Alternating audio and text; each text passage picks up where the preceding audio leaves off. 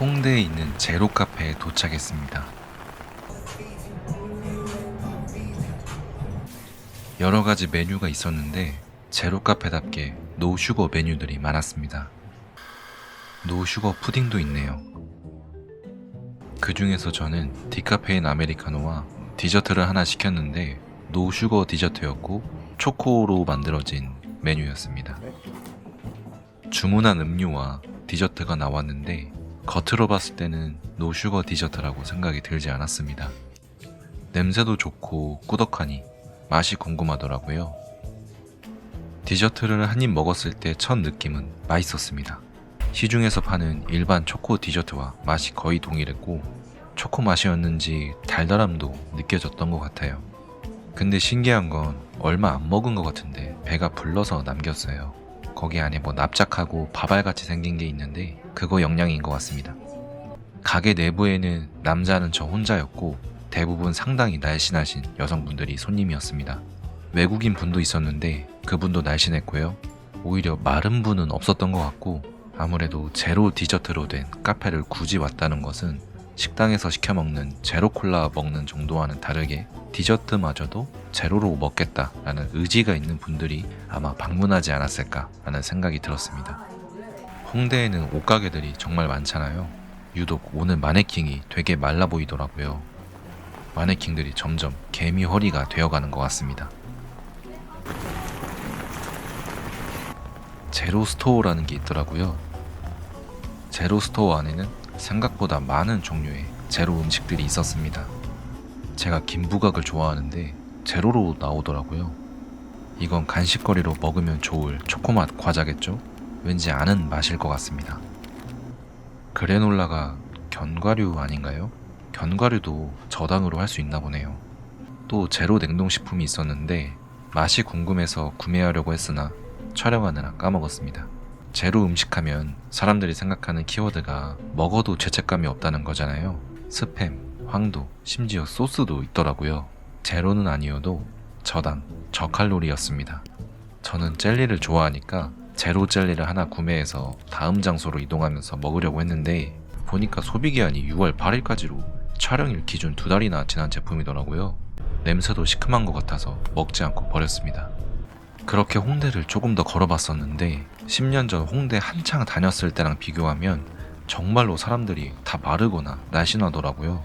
오히려 뚱뚱한 사람을 찾기가 어려웠고 통통해 보이는 분들도 거의 없었습니다. 그리고 다음 장소로 이동하는데 그 장소가 그냥 길인 줄 알았는데 진짜 빡센 언덕길이더라고요. 여기 사는 사람들은 어떻게 사는 거지? 정말 말이 안 되는 경사입니다. 겨울에 얼면 어떻게 다닐까요? 언덕을 얼마 오르지도 않았는데 숨이 차고 운동이 됐습니다. 한편으로는 몸이 불편하시는 분들을 제외하면 운동으로 건강하게 살을 빼는 게 정말 좋겠다라는 생각이 들더라고요. 이 언덕으로 데이트하면 결혼 일주일 앞둔 커플도 파혼하지 않을까라는 생각이 들 만큼 정말 빡센 언덕이었습니다. 이 공원에는 나무로 만든 뱃살 측정하는 기둥이 있습니다. 외국인들이 보면 주로 경악하는 기둥이라고 하네요.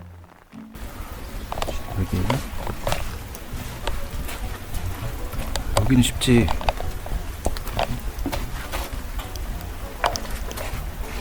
마음만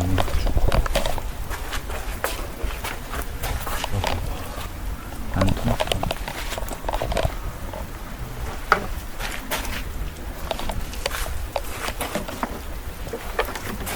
와, 난 날씬. 아, 여긴 안 된다. 난 홀쭉. 그러니까 이게 이 정도 되는 거고, 난 빼빼는 15cm인데 15cm면 이 정도 되거든요. 여기에는 머리도 안 들어갈 것 같은데. 그러니까 뭔가 어떻게 보면 좀 건강이라는 뭐 의도를 가지고 하지만은 어쨌든 여기서부터가 뭔가 그런 기준들이 정해진 것 같은 느낌. 그리고 여기에 못 들어가면은 좀 웃고 약간 이런 모습들이 무의식적으로 좀 살면서 그 기준에 들어가야 하는 뭔가 그런 게 한국 사회에 좀 자리 잡힌 게 아닐까라는 생각이 좀 듭니다.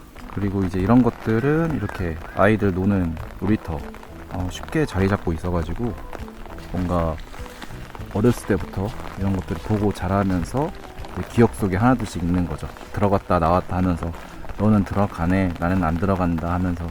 이 콘텐츠를 기획하면서 원래는 우리나라에서 아직도 미에 대한 기준이 엄격한지 그런 잣대를 들이미는지 더 심해졌는지 그런 걸 시민 인터뷰로 하고 싶었는데 쉽지 않았습니다. 예전에 저는 이런 에피소드를 들은 적이 있어요. 아는 분이 병원에서 근무하는 간호사신데 그 남자 상사가 그 여자분에게 이런 말을 했대요. 못생기거나 뚱뚱한 거 둘 중에 하나만 하라고. 그 얘기를 제 가족에게 했다면 저는 그 병원을 찾아갔을 겁니다. 이 시민 인터뷰를 했었다면 메인 질문으로 생각한 게 자녀가 뼈마름을 원한다면 무슨 말을 해주고 싶냐 라는 질문과 자녀에게 위고비, 마운자루를 선물로 줄 수 있냐 라는 질문이었습니다. 비록 시민 인터뷰는 하지 못했지만 이걸 보시는 시청자분들이 이 질문에 답변을 한번 생각해 보셨으면 좋겠고, 마지막으로 생각해 볼 거리는 나는 우리나라의 미의 기준에서 자유로워지고 싶은지 아니면 앞으로도 그 기준에 맞춰 살 것 같은지도 생각해보는 시간을 가졌으면 좋겠습니다. 오늘 콘텐츠 여기까지고요. 다음에 더 유익한 영상으로 찾아뵙겠습니다. 감사합니다.